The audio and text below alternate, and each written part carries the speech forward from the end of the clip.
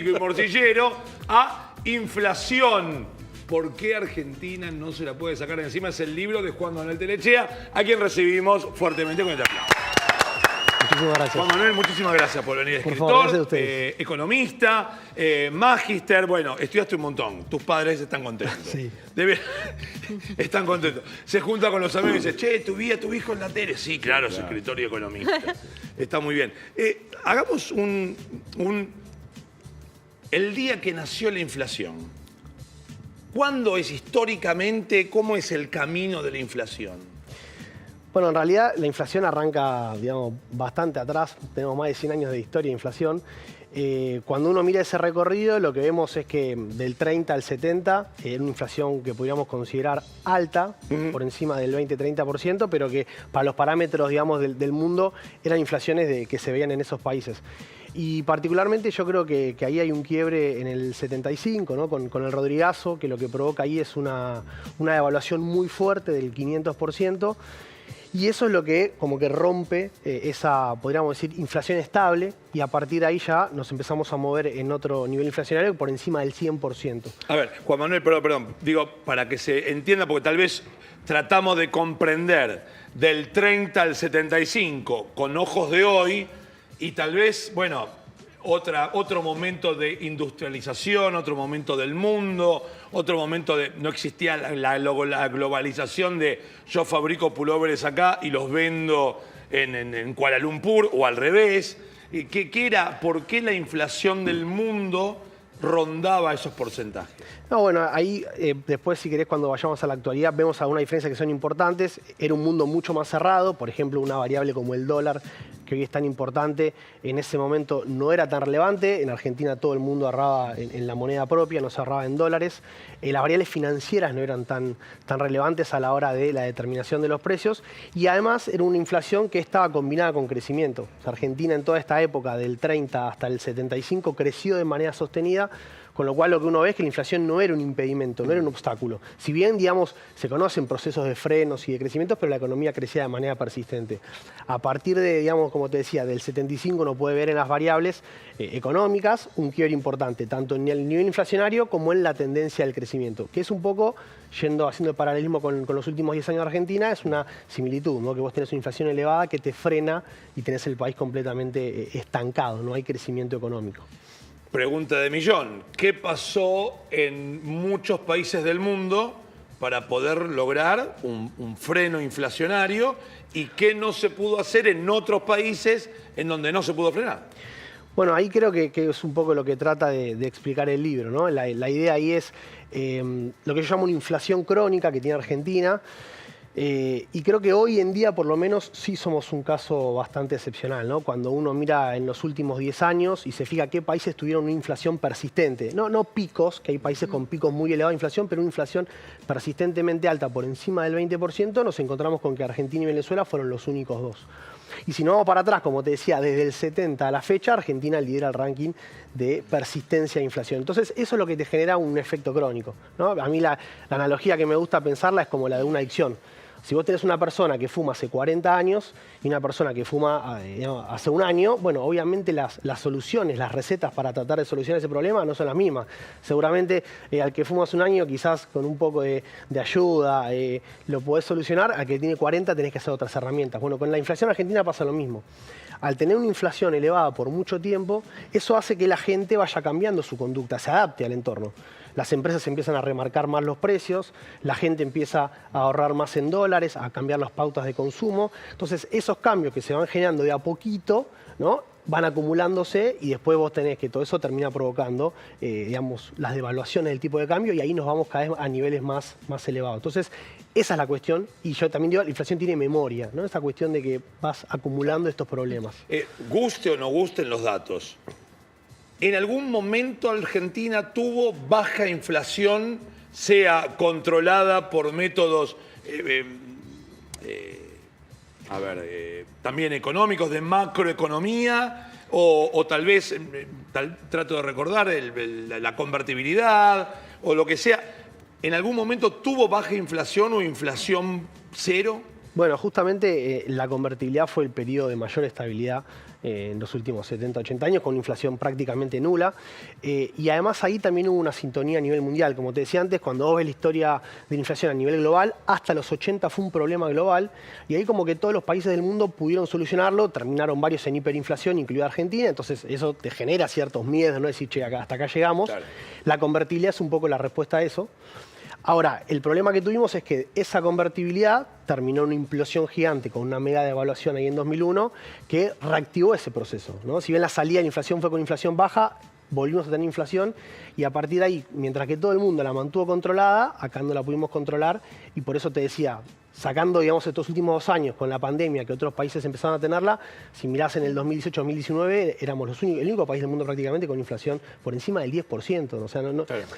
Para que tengamos una idea, digamos, la inflación que tiene Argentina en un mes es la misma que puede tener Perú, Paraguay o países de la región en un año. Y para nosotros es una de las primeras palabras que aprendes en la secundaria cuando estudias economía o cualquier cosa. Y nos da la sensación siempre de que nuestro gran problema es la inflación, pero hay países que no tienen inflación, pero hay otros problemas.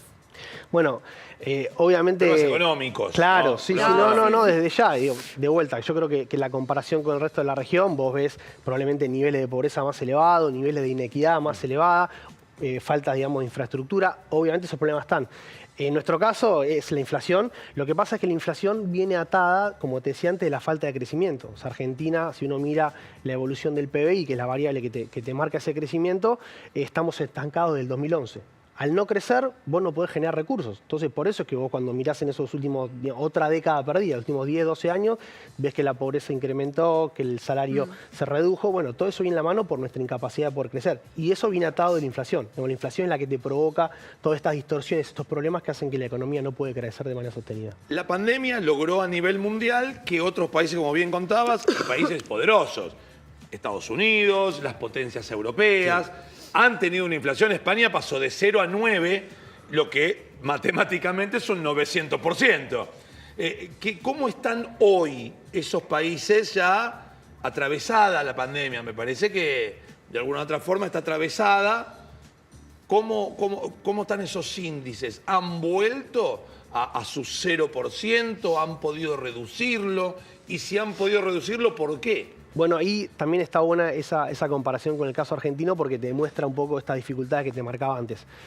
Lo que vimos precisamente es que en todo el mundo la pandemia produjo cuellos de botella, problemas logísticos, aumento del precio del petróleo, digamos, todos impactos que pegaron por el lado de la producción y por el lado de los costos, haciendo que los precios en todo el mundo suban. Y la inflación volvió a ser un problema.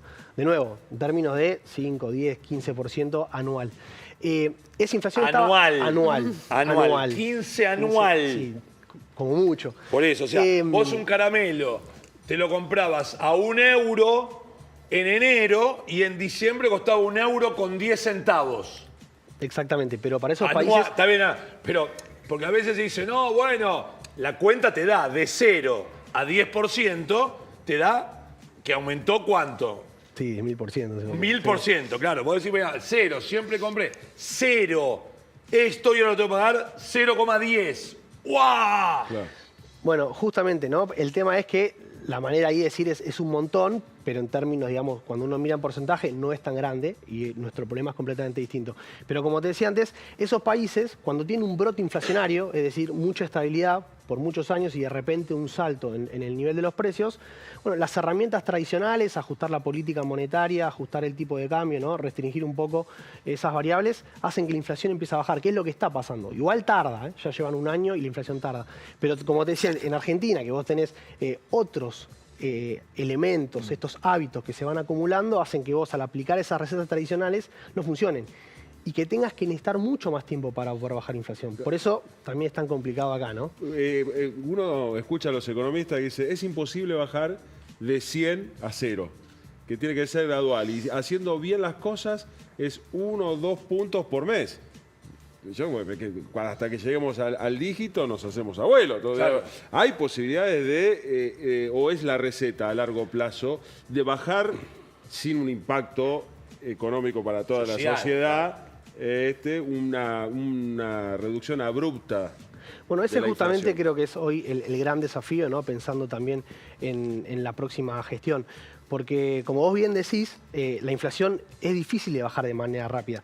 De todas maneras, cuando la inflación es muy alta, como el caso argentino, ahí sí puede verse que, por ejemplo, vos bajes del 115, como tenemos hoy, al 70, 80 en un año. Claro. Uno puede decir, es poco, bueno, pero bajaste la inflación sí, 30 puntos. puntos, Claro, ¿no? es- Y cuando uno mira de vuelta, cuando volvemos a los países que en los 70 y 80 bajaron la inflación, la mayoría lo hicieron de manera gradual y para bajar del 100 al 10% tardaron 10, 15 años. Arranca de una manera rápida, pero después cuesta bastante. Lo importante es empezar a bajarla, porque si uno mira la inflación argentina, el problema es que cada año está más alta. Entonces, primero empecemos a bajarla, que eso empiece a suceder y después vemos cuánto tardamos. Y esta cuestión de que se necesita un compromiso de todas las partes, de todos los actores, el Estado de reglas claras, la parte privada también haciendo lo que Bueno, debe hacer, ¿no? ahí está un poco esto, ¿no? Si uno ve que en otros procesos la inflación tardó más de 10 años de bajar de manera sostenida, probablemente eso atraviese diferentes gestiones. Entonces, vos tenés que tener que los gobiernos que pasen, bueno, mantengan algún alineamiento de política, no que hagamos una cosa y que después cambie el gobierno y hagamos completamente lo contrario, porque obviamente es ir a foja cero y el problema vuelve a arrancar, así que sí, esa es también una parte de la dificultad, hay que lograr consensos básicos. Y de un año a esta parte, ¿qué hábitos de consumo cambiaron? El que puede comprar algo, ¿dejó de hacerlo en efectivo, lo hace en cuotas, si hay sin interés? Porque incluso comprando en cuotas con interés a veces le ganas un poquito a la Claro. inflación.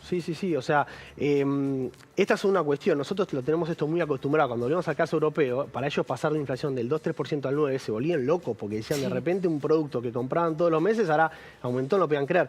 Y acá vos tenés esa cuestión, o sea, tenés primero esto que está discutiendo mucho hoy, ¿no? Del boom de los restaurantes, los recitales. Hay una cuestión de que vos Gasto. tratás de adelantar algunos gastos, porque si la plata la dejás en la cuenta, con un 7-8% de inflación, a fin de mes perdiste un montón.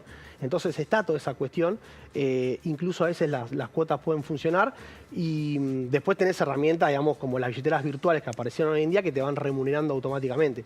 Pero justamente, digamos, al problema de el aumento de precios que te pega el poder de compra, tenés que agregarle el problema de defender tu plata, porque donde la dejás quieta, perdés también por ese lado. Porque Así el que tiene una mínima capacidad de ahorro termina por no convenir y decir, bueno, me compro esto que me gusta también. Claro, ponele, o Es tratar de como- buscar mecanismos para que ese ahorro Sí, no pierda contra la o el inflación. estoqueo, ¿no? Che, Claro. 500 el aceite, dame 3. Claro, bueno, pero esa cuestión. 500 el aceite. Y uno no sabe cuánto cuesta. Claro, o sea, sí. la pérdida de decir. No hay "Perdón, parámetro". ¿Cómo 10 lucas de supermercado? Y mirás el changuito Sí, y decís, no, nada. si acá hay 4 productos. Y no es que en los 4 productos te llevaste una penca de salmón. no. Sino decís, a ver, pará. Leche, manteca, huevo. Un papel higiénico. Papel higiénico. Bueno, sí, agarré un jabón líquido de 3 Sí, litros. sí. 10 lucas. Y vos decís, o sea, si la pérdida de la noción de lo que se paga por algo entra en una cuestión de decir, che, la verdad, sí, esto es uno de los detalles de la inflación. Y mira, vos ahí lo que tenés es un componente, como decías vos, ¿no? Cuando uno pierde completamente la referencia de los precios, no sabe si algo está caro o está barato, tampoco puede evaluar, digamos, si lo compra o no lo compra. Claro. Cuando vos tenés una economía muy estable, uno de los efectos que ahí vos mencionabas es que a las empresas les cuesta aumentar los precios por encima del resto, ¿no? Esta discusión muchas veces de que las empresas remarcan por las dudas. Bueno, cuando vos tenés un nivel de incertidumbre y de volatilidad tan alto y la gente no sabe lo que vale algo, las empresas tienen mayor poder de remarcar. Porque justamente el consumidor después no lo penaliza porque no sabe si ese aumento que está haciendo esa empresa es porque le aumentaron los costos o porque claro. realmente aprovechó la situación. Digo, a ver, Claro. Insisto, como caliente todos los días y me baño Sí, con sí. agua caliente todos los días. Pero digo, un yogur 400 pesos, que son 5 cucharadas. No. Digo, un yogur 4... No, insisto, no sé cuánto debiera valer un yogur, pero 400 pesos me asusta. Sí. Decir 400 pesos. No te da como una noción, ¿viste? Decir, no voy a gastar 400 pesos en un yogur. No, Me y vos- como una banana que cuesta 100. Sí, y vos sí. decís, una banana 100 Sí, pesos. o ir a Sí. tomar un café con un amigo son 1.000 pesos. Bueno, vos pensás de vuelta, a veces nos cuesta esta cosa, pero en un año con una inflación de más del 100% los precios se duplicaron. Entonces, de un año a hoy, todo lo que hizo estaba a 200. O sea, es difícil de entender a veces, pero es así. Juan Manuel, tal vez otro mito versus realidad. ¿La impresión de dinero genera inflación? Bueno, es una pregunta que te aprovecho, ¿no? Está tratada de discutir en el libro. Y ahí yo creo que la respuesta es poder decir no, sí, pero, que siempre dicen los economistas.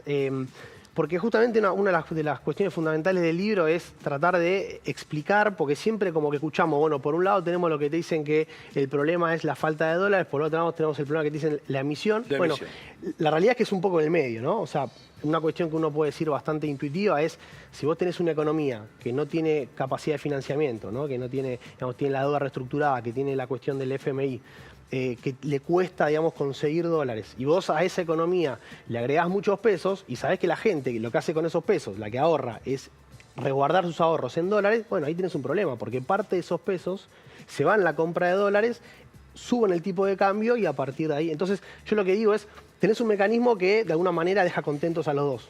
El problema es el dólar, pero el problema también son el excedente de los pesos. Juan Manuel, muchísimas gracias por favor, visitarnos. muchísimas gracias a ustedes. Por favor.